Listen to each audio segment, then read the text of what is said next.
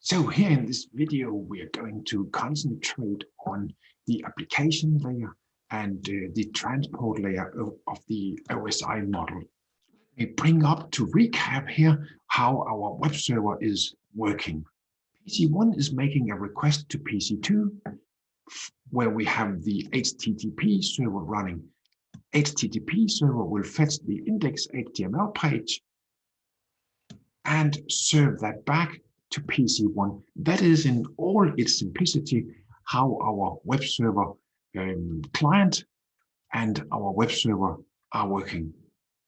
So I have brought up this new diagram down here, which is the TCP IP stack over here for PC1 and the TCP IP stack over here for PC2.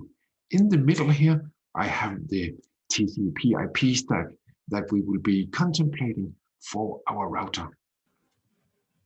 So we have our original Firefox running here, and we have the second Firefox running right here.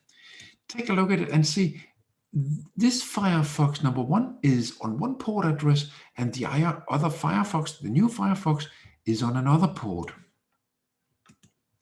And over on the server machine on our Raspberry, we have our original HTTP Python web server running there, and we have the Nginx running there.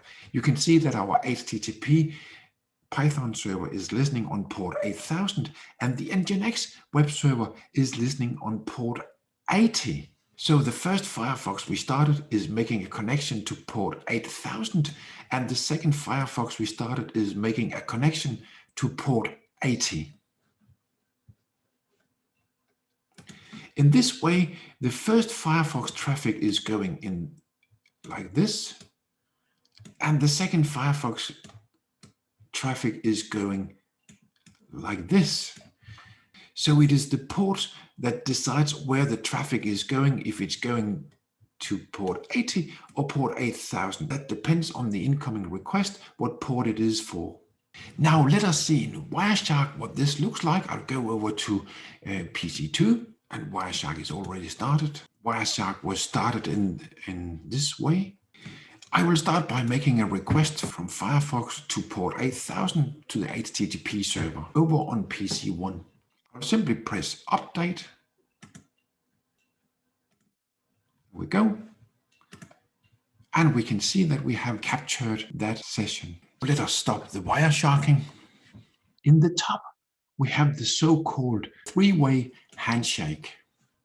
The three-way handshake is setting up a two-way connection from the port on PC1 over to port 8000 on PC2.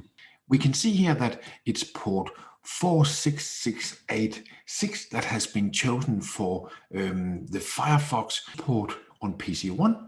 And it is the 8000 over on PC2, where our HTTP server is listening for incoming GET requests. The three-way handshake has established a connection at the transport layer between the two applications, the Firefox and the server. The frame 58 here and the frame 60, that is the exchange at the application layer between the Firefox and the HTTP server.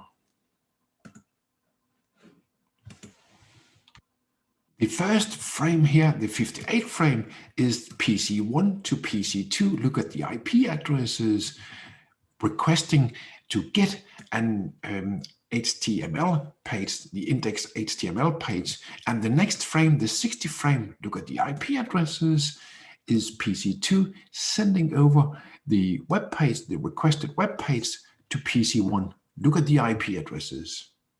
And finally, the last four frames here from 61 to 64 is taking down our connection between the two applications. So this takes down the connection.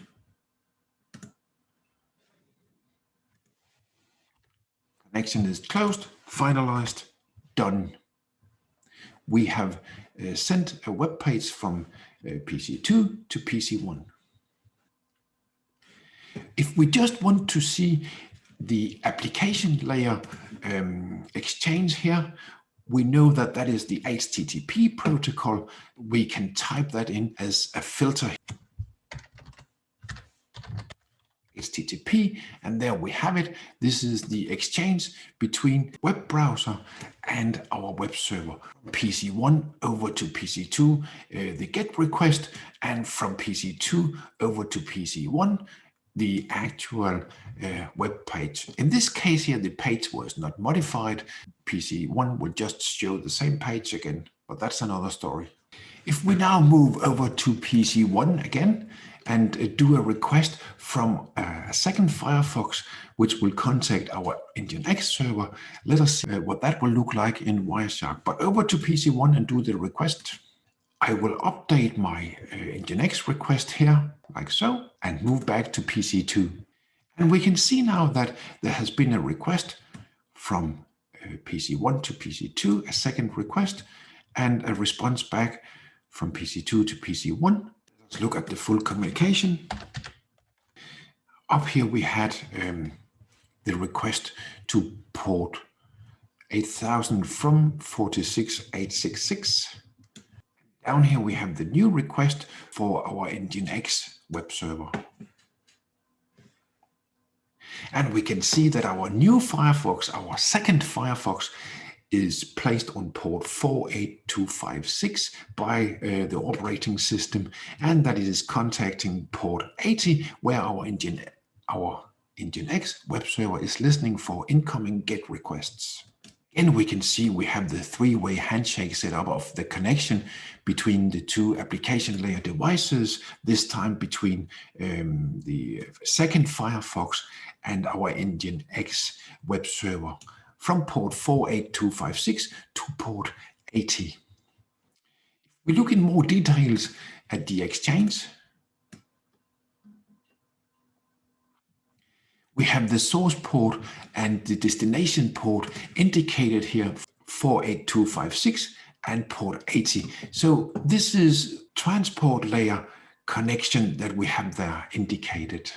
Obviously, what is really happening is that our Firefox is sending its request down to the transporter. The transport layer sends that on to the network layer to the data link layer, and finally it goes out from the physical connection over to the router. The router is doing its routing, and the data is sent further on the physical layer up through the layers at the destination, up in this case to our HTTP server there.